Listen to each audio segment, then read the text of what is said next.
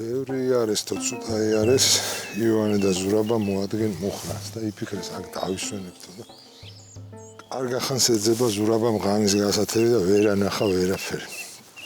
ივანე უთხრა წავიდეთ აქედან სადმე სხვან გავათენოთ ღამე და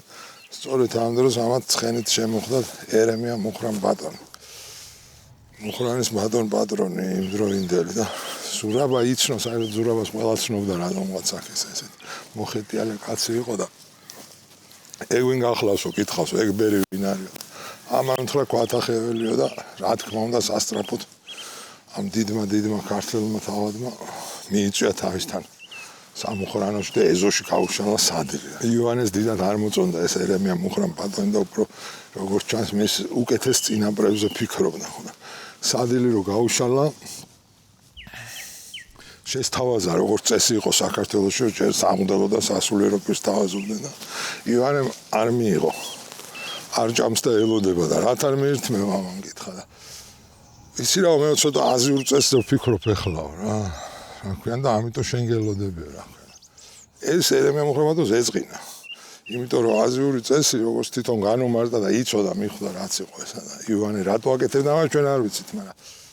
ესეთი წესია აზიურიო ჩვენთან შემოსული ჯერ რომ მსახურს აჭმევენ რა ხო რომ გაიგონ საჭმელი ვარგა თუ არაო ნუ ეს სპარსული რაღაცა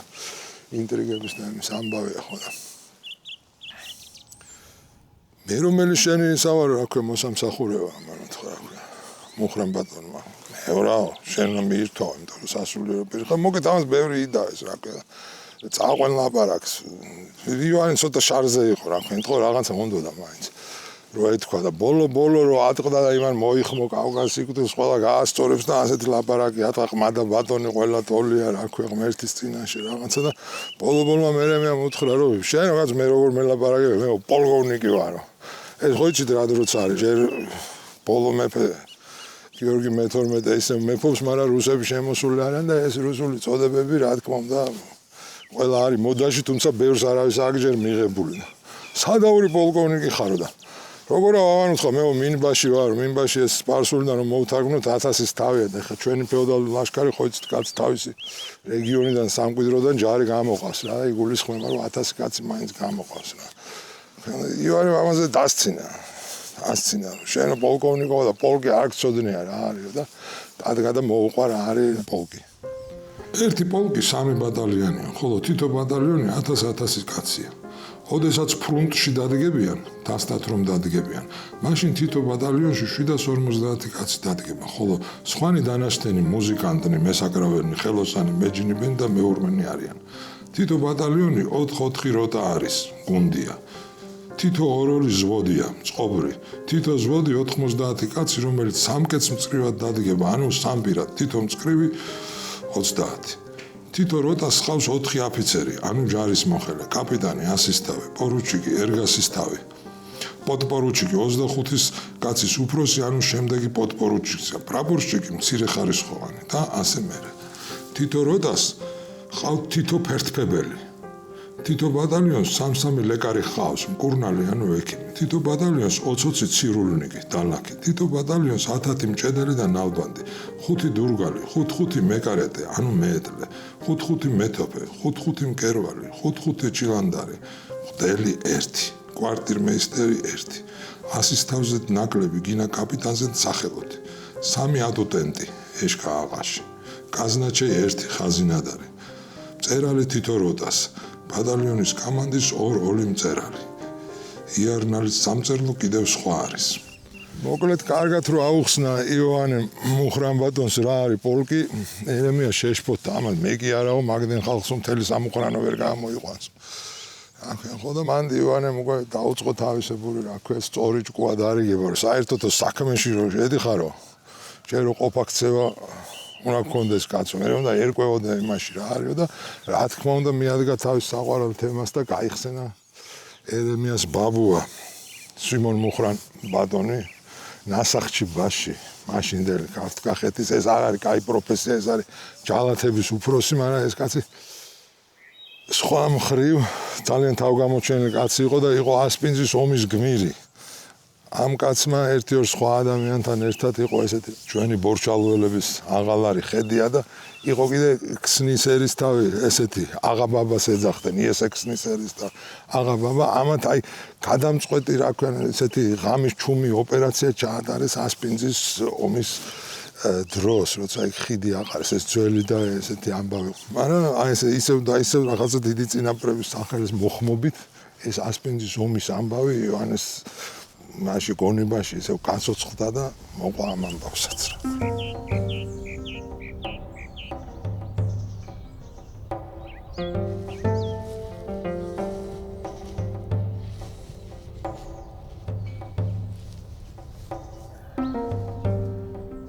ასპინძის ომის ამბავი საერთოდ იმერეთიდან დაიწყო. ეხლა ვიცით ჩვენ რომ იქ მეფეთ იყო სოლომონ პირველი დიდი, რომელმაც დიდი ამბები მოახდინა, იმიტომაც იყო დიდი არა იქ იმერეთში. იმერეთის საქმე ისე იყო რომ მთავარციხეებში იდგა ოსმალური გარნიზონები და საერთოდ იმერეთი იყო ოსმალეთის ხელქვეითი ქვეყანა, მაგრამ სოლომონმა ბიჭობიდან 15 წელს გახდა მეფე და დაიწყო ძლიერად და ღონივრად და იცით რომ გააუქმა ტყვეთას ყიდვა რაც თავის ქვეყანაშიც უკმაყოფილობის და იმის საბაბი იყო და სტამბოლში წეწყინათ როგორც ერთი კაი ასე ვთქვათ ბიზნესის წინააღმდეგ წასვლა მე მაგან დაუწყო რა თქმა უნდა ომი და მთელი თავის ცხოვრება შემდეგი 30 წელიწადი ის ოსმალებს ეომებოდა და კარგათაც ეომებოდა წარმატებით მაგრამ იმერეთის საქმე ასე იყო რომ ძალიან ღარიბი ქვეყანა იყო რა ქვია აი სავაჭროთაც კი ვერაფერი გაქონდათ მე მგონი თაფლის გარდა რა ქვია და ძალიან შეზღუდული ქონდა ხაზინა ხალხიც რა ქვია მოსახლეობა იყო ცოტა რა ქვია და ჯარი ისეთი როგორიც უნდა და ვერ ყავდა ლეკებს ქირაობდა ხოლმე მაგრამ ამაზე ძვირი იყო და ამასაც ვერ წუდებოდა და აქედან უფრო რა თქმა უნდა დაიწყო მანაც რუსეთისკენ გახედო ესე შეჯურვა წერილით რა ქვია მაქსიმე ქუთათელი ეპისკოპოსი და გაუშვა მაშინ ეკატერინე მეორე იყო რუსეთის იმპერატრიცა ისიც რა თქმა უნდა დიდად წოდებული და წერილში წერდა ეგეთ რაღაცას რომ რა ქვია თუ იმპერიის რიგში არ განმიხილავთო ანუ როგორც თქვენს რა ქვია ხელქვეით და ძმა ქვეყანასო მაშინ რამე ხარჯი მაინც მომეცითო ფასი რომ შევძლოო და აქ რა ქვია ისეთი ჯარი შეუქმნა როგორიც მჭირდება ოსმალებთან საომრად რა ქვია ეს მოხდა კარგ დროს იმ თვალსაზრისით რომ ზუსტად აი რუსები ემზადებოდნენ ოსმალებთან საომრად ეხლა მაშინ გეოგრაფია სხვანაირი იყო ოსმალეთის საზღვარი ყუბანზე გადიოდა რა ქვია სამხრეთში და რა თქმა უნდა რუსებმა კარგად მეიღეს მაქსიმე ქუთათელი და იქვე წამოიჭრა რა თქმა უნდა მეორე საკითხი რომ ეს კაცი კი იქით დასავლეთ საქართველოს აქეთ არის მეორე ძალიან ცნობილი და მნიშვნელოვანი კაცი ერეკლე მეორე და იმასთანაც გვაქვს ჩვენ საქმე რა თქმა უნდა ეხლა ერეკლე რა თქმა უნდა დაინტერესებული იყო ამ ყველაფრით რუსეთის დახმარებითაც და ყველაფრითაც იმიტომ რომ მასაც ჰქონდა იგივე გაჭირვება რაც სოლომონს ალბათ უფრო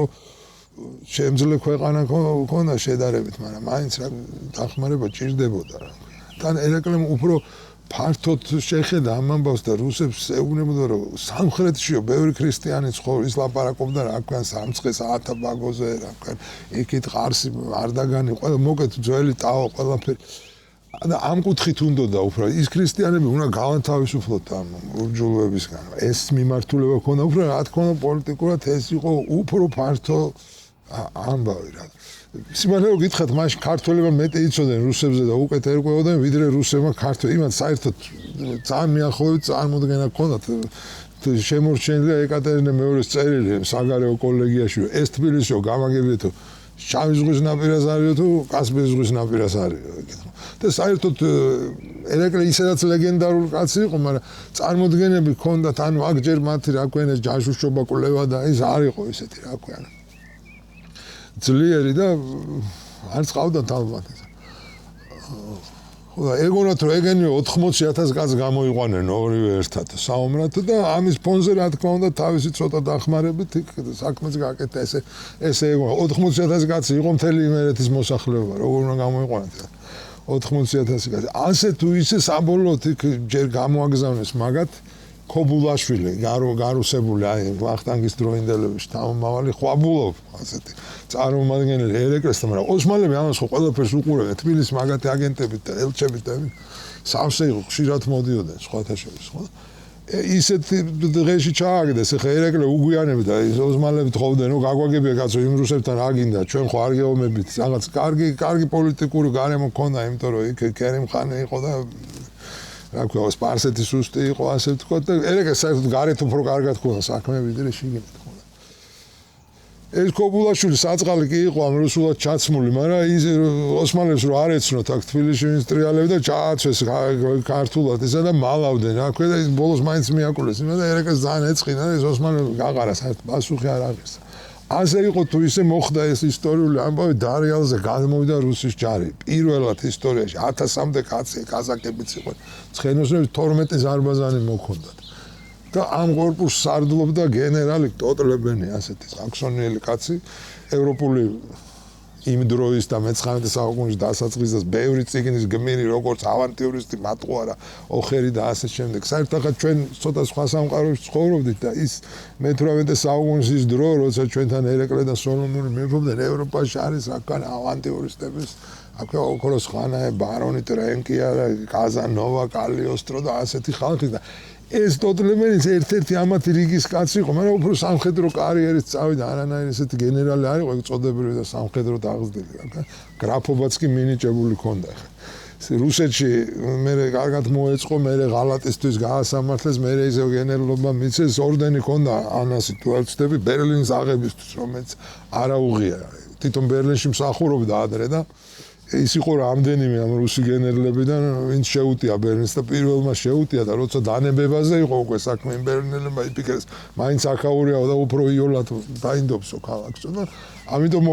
ამას მოაწერიეს ხელი და ეს სახელი შერჩა და მე რუსეთში მოკლედ ასეთი კაცი იყო, ხო იცით, დიდარ ქრივებს რო ირთავენ ცოლად და ეს ტიტულები და ეს კაცი ჩამოვიდა, ჩამოუძღვა ამ ჯარსა. პირველი უცნაური ერეკლე კოპში დახვდა ზემოთ, რომ გადმოვიდნენ ესენი დაღლილები იყვნენ, საერთოდ სრულიად უცხო ქვეყანა. გამოაქანა და აკოცა ამას. რამაც დიდი გაუგებრობა გამოიწვია ქართველებს, ახლა ჩვენ კალმასობას რო იმასავშევით, იქ სულ არის რომ მოვლენები უკვე მიჩეულები არიან, რა ქვია, გადაკოცნა იმას. ეს არის. მაგრამ პირველი კაცი ვინც საქართველოში რა ქვია, კაცს აკოცა. ასე იყო, რა ქვია, ეს ტოტლებენი და კარგად შეხვდა, მაგრამ ორი უხერხულობა იყო, ერთი რომ ამათ ეცვათ ვიწრო მუნდირები, რა ქვია, ხო და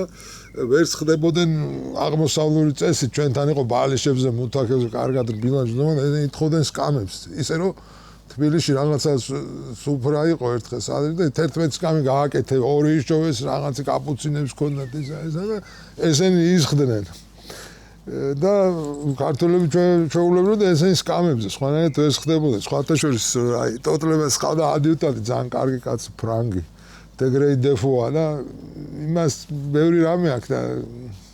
აღწერილი აი იმ დროის თბილისის და საქართველოს და ერეკლესთან თავისი ასე თქვა საიდუმლო შეხვედრაც აქვს აღწერილი, როცა ერეკლე მიხვდა მშვენივრად ეს ტოტლებას. რა კაციც იყო და ეს დაიბარა, ეს მოწონდა და ენდო და იქ უთხრა ყველაფერი, მაგრამ სხვა რამეს გიყვებით, რომ თვითონ დაბლა იჯდაო ბალიშებზეო და მეო ზანდუკი დამედგესო. და ზედრიჯექი ცოტა ზემოდან უყურებდა, რაც ცოტა უხერხული იყო, მაგრამ ამას ყურადღებას არ აქცევდა. ეს ტოტლებენი, ხო, მეორე პრობლემა კიდე ეგ იყო, რომ ენა საერთო, ანუ ორი თარჯიმანი ჭირდება. ტოტლებენი რუსულადაც ვერ ლაპარაკობდა, რა ქვია. ანუ ჭირდებოდა გერმანულიდან რუსულად და რუსულიდან ქართულად და ასე რაღაცა გაფუჭებული ტელეფონით ლაპარაკობდა. ეხლა ახლა ეს ამბავი მაინც იმერლების დაწყებული იყო და ომი იყო ოსმალებთან რუსების, რა თქმა უნდა, ამას უპირატესობა ჰქონდა, იქით უნდოდა გადასვლა. ტოტლებენს და საერთოდ შავი ზღვისკენ და ეს ფოთი ჰქონდა მიზნად, ფოთი ასე. ხო და ერეკლემ უთხრა სხვა რამე, რა ქვია, მაგან უთხრა, რომ არის ესეთ ქალაქი ახალციხეო. იმ ქალაქს რო ავიღებთო, ერთი რომ ყველა მიმართულებას მოვსპობთო ოსმალებისთვის, ესე იგი იმერეთში ზეკარის უღელტეხილით ვეღარ გადავლენო, ახალციხე დაიჭერსო, თბილისზე ვერ მოვლენა მანგლისით და ემითაო და სურამის ციხე, რომელიც მაინც ძალიან მნიშვნელოვანი იყო, იქაც ვერ ამოვლენო ბორჯომიდან. აი ესეთი ქალაქიო და თან ეს ქალაქი გზას ხსნისო ყარსზე შეტევისთვისო. ეს ჰქონდა რა, ფართო ის ჰქონდა. ამ ტოტლებას მოეწონა. მოეწონა და წავიდეთ რა, ეს იყო გეგმა, რომ ახალციხე უნდა ავიღოთ. ხა ამ ტოტლებას 1000 კაცი ყავდა, ეს 12 ზარბაზანი, მაგრამ ხარები გაბმული შიგ რა. ქნა ეს ნელა მოძრავი იყო ამ 12 ზარბაზნის გამო ეს ყველაფერი. ერეკლემ შეკრიბა 7000 კაცი, ვინც კი ვინმე მაშინ ქართველი ცნობილი იყო, ეხლა და მე კალმასობაში ჩანს. 1-2 კაცი ამ ძველი ბრძოლებიდან უკვე მოხუცებულები იყო ამ 7000 კაცში. და წავიდნენ სურამიდან იქიდან მე ვიშხეთი გაიარეს იქ გზაში დატოვეს ციხეში 60 კაცი და ერთი ზარბაზანი რომ მოგვიწიოს უკან დახევა ესენი მოგვეხმარონ რა ქვია უკან დახევის დროს შემოეგებონ ესე იგი მდევარს წავიდნენ დაბლა სამხრეთით და მეადე აწყურის ციხე შემოხვდა იცოდნენ რომ შემოხვდებოდა აქ მოხდა მთელი ის რა ქვია ამბავი რომელიც მე რა ქვია გადაწვდა იმას რომ აი პირველივე შეხვედრაზე ამ რუსებმა როგორ ასე გვიღალატეს და ასე შემდეგ. ტოტლებმა თქვა რომ ეს აწყურის ციხე უნდა ავიღოთო. ეხლა ის ამბობდა რა ქვია როგორც სამხედრო ასე ვთქვათ რა ევროპელი და ევროპა ნასწავლი რომ ჩვენ ახალ ციხეზე მივდივართ და ზურგში ახლა ოსმალური გარნიზონი როგორ უნდა დავიტოვოთ ხო? არა. ერეკლემნი და მაგას ჩვენ ყოველთვის ავიღებთ არა ნიშნავს ჩვენ ახლა უნდა გავქანდეთ ასე რომ ვთქვათ ელვისებურად და ახალ ციხეს უნდა რა ძალი და ისა გვაქვს შემოედო და უკან რაც არის იმას ყველაფერს მოევლება იმ ხელა ქალაქს რა არაო ამან არაო ერეკლე დამორჩილა საერთოდ ასე გამოდიოდა და ორივე თანაბარი უფლებები ჰქონდა შემოეწყენ ამას ახლა ალყა არის უმადური საქმე საერთოდ მით უმეტეს ესეთი ციხეების ეს ახალ ციხეში რა თქმა უნდა გაიგეს ოსმალებმა იქ ლეკები წყავდათ მაგრამ ყოველთვის ბევრი გამოგზავნეს იქიდან ხალხი და გამოდის რომ ეხა შენ ციხეს არ დღამალყას და შენ ისინი გარტყამ შუაში ხარ მოქცეულ. ეხა ეს რო ნახა ტოტლებენმა აღარ მოეწონა. უთხრა რომ ეს არის ავანტიურად ასეთ რამეებში მე არ მონაწილეობ ვითომ რაღაცა. ისა და როგორც კი ეს თურქები ოსმალები მოვიდნენ და მოახლოვდნენ იქ და განლაგდნენ და ისა ამან დაიწყო მზადება უკან დახევისთვის. მე რო წერდა ერეკლე წერილს რა ქვია ეკატერინე მეუს მეო ისიც კი უთხარიო რომ რა ქვია აფიცრად დამტოვე შენ ოღონდ აქედან არ წახვიდე იმიტომ რომ ისინი რომ დაინახა ხა 1000 კაცზე და ზარბაზანზე იმდენად არ არის ეს ვითა ზარბაზანი კი ძალიან მნიშვნელოვანია რომ ხედავენ რომ მიდის მოკავშირე ხა იმათ გული ეძლევათ რა ქვია ადგა ეს მაინც მოიხსნა და წავიდა ეს ოსმალები გაგიჟდნენ სიხარულით რა წავიდა ეს სურამისკენ უკან აბრუნდა და ეხა ერეკლემ კიდე კეთილშობილურად იფიქრა სხვათა შორის იქ გიორგიმაც ერეკლეს შვილმა შემდგომში მეფე მიალანძღა ტოტლებენ შენი ქვეყნის სირცხვილიაო ასე იქცევიო და იმას ათქოდა ქვეყანა ის იყო მოგზაური გენერალი და ასეთი რა ქვია კაც დამკვიდრებული ამ რუსეთში ხო ერეკლემ კიდე იფიქრა რომ იმას არ გაყვეს მდევარიო და გააკეთა როგორ ისეთ რაღაცას ერეკლეს ახასიებდა ხოლმე სიღრმეში წავიდა უფრო სამხრეთით ანუ ის ახალ ციხეზე ვეღარ მივიდოდა უკვე ისეთი ამბავი იყო მაგრამ უფრო წავიდა დაბლა სამხრეთისკენ ვითომ იგულისხმებოდა რომ რა თქმა უნდა მიდის ამ ახალ ციხეზე ანუ ეს ალყა მოიხსნა იმასობაში ტოტლებენმა დაიწყო ქართულ ციხეების აღება სურამის ციხე და მე მგონი მაგას ჩვენი მეფობაც უნდოდა რაღაცა დროს რა ქვია ოფიცრებიც აუჯანყდნენ მე რომლებიც სხვათა შორის ეს დეფუაც და ქართული წარმოშობის ოფიცრები იყვნენ მე ისინი გაასამართლეს ყველა რუსეთში ხო და უნდოდა იმერეთისკენ და წავიდა იმერეთისკენ გადავიდა იქ სოლომონთან სადაც დეფუას თუ დაუჯერებთ უარეს მდგომარეობა დახვდა იმიტომ რომ ეს მეფე იყო როგორც პარტიზანიო მის ციხეებში ოსმალები იდგნენ აი ცუცხვაჩი ქუთაისის ციხეში ბაღდადში ოსმალები იდგნენ აი მათ ხანდახან იმერლებიც მე ხო და ეს რა ქვია ტოტლებს იქაც არ მოეწონა ვითარება ხო ამას უწერია რომ საჭმელიც არ ქონდათ და სამ დღეში ერთხელ მეფე ადგილს იცვლიდა რა ქვია რომ ამ ოსმალებს არ უნდა შესთავაზა რა ქვია ქუთაისის ციხეზე შეტევა თავისი ცოტა ხალხით რომ ის ამაზე უარი თქვა უარესი ამბავი იყო ვიდრე თქვა იქ ასპინძაში ხო ასპინძამდე არ მივსულათ ჯერ მაგრამ ეს ახალციხის მოსალოდნელი შტურმის დროს ხო და უარი უთხრა და უფრო იქ დადიოდა იქ მე რა ქვია ჭაობები მოკლედ თელი ამბავი ჩვენო გავიგეთო რომ წავედითო პოტისკენ რომ სოლომონმა ქუთაისის ციხე აიღო დეფას უწერია როგორ რითი რა საშუალებით სხვათა შორის ეს მაგის გაოცება ერეკლეზეც არის ბევრი რომ ეს როგორ ამ მართლა სხვისი გამოატეხილი ავანტიურიდან რომელიც გეგმით კარგი იყო მაგრამ განხორცი როგორ გამოძვრა ეს კიდე რა ქვია ცალკე საოცარი ამბავი იყო იმიტომ რომ ეხლა ოსმალები უყურებენ ერეკლე მოძრაობს მტკვრის აქეთან ნაპირზე ისინი აქედან უკვე წამოსულია რა ქვია ეს მთელი საფაშოს ჯარები და გროდო და ეს ერთმანეთს უყურებენ მიდიან რა ქვია ხა ჩვენები ბევრად ცოტანი არიან ხო საბოლოოდ ესე მოხდა რომ აი აწყურზე ხიდი იყო ხიდი მაგრამ ეს არ იყო რა ქვია ესეთი ჩვენ წარმოდგენაში არსებული ხიდი ეს იყო აი იტყვიან იმერეთში ბონდი ასე რომ ვთქვა ამიტომ დროს შეხვედროდნენ ესენ ერთმანეთს უნდა რომელიმე გადასულიყო ხერეკას რა თქმა უნდა იქით გადასულა არ უნდა და არ ჭირდებოდა ამიტომ ოსმალებმა გადაწყვიტეს რომ აგერ ხიდი ისინი მეორე ნაპირზე არიან და აი აქ გადავალთ და მთავარი ბრძოლაც იქ მოხდება და იქ გადავალთ მაგრამ როგორღაც ეთყობა ძალიან ესე უყურებდნენ ამ ამბავს რა ქვია და იმიტომ რომ ამდენი 30000 კაციდან ხამ წვრილ ხიდზე დაუღამდათ მოკლედ რა მანხევარზე მეტი დარჩა იქეთ ეს იყო სრული გაუფრთხილებლობა და შეუფასებლობა იმის ვისთან აქ საქმე იქით რა რაღაცა ესეთი მოხდა და აქეთ ნაპირზე დაბანაკდნენ ეს წარმოიდგინეთ მეორე ნაპირზე ოსმალები არიან აგერ ეს წვრილი ხიდი კიდე ოსმალები და აქეთ კიდე ერეკლე და რა ქვია ასე ქართველები და კიდე ყავდათ რაღაცები ნაკირავები ამადა იმათაც ყავდათ იმათ ბევრი ყავდათ ლეკები მე ეს მომენტი ერეკლემ დაიჭირა და გამოიყენა რა თქმა უნდა როგორც კი დაღამდა ქართველმა გაუშვეს ასე რომ ვთქვა სპეცრაზმი აი ომში ზუსტად ეს რა ქვია სიმონ მუხრან ბატონი იყო ერთ-ერთი მეთაური რა ქვია და ხუდია ძალიან ცნობილი პერსონაჟია რა ქვია ჩვენი პორჩალოელი თათარი მემამულე იქაური აღარ იყო ესენი იყო 30 კაცამდე აი ამ ძინარე ჯარს შემოუარეს ხიდზე დახოცეს ყარაულები აქეთაც და ეთყობა იქიდან ნაპირზეც და ეს ხიდი იქიდან წარმოყვენ და აყარეს ისე რომ იქ შემოწმებელი აღარ იყო და დილით აი სისხამზე აი ძალიან ადრე როცა ის მომზადებელია ეტაკენ და დაეცენ აი ამ აქეთან ნაპირზე ვინც იყო. ხა იქედან ვერავინ ვეღარ გადმოვიდა. აქედან ყველა გარბოდა ხიდისკენ რო აირია, ვითარებოდა და ჩაცვიდნენ ამ მტკვარში და ჩაიხოცენ და სადაც ჩაცვდნენ ბევრი ხოცეს. ქართველებმა და ესე როგორღაც ეს ამბავი მოამთავრეს გამარჯვებით, რომელიც უფრო აი თავის გადარჩენას გავდა აი იმაში ისტორიაში შესulis შემდეგ, აი რუსებთან რომ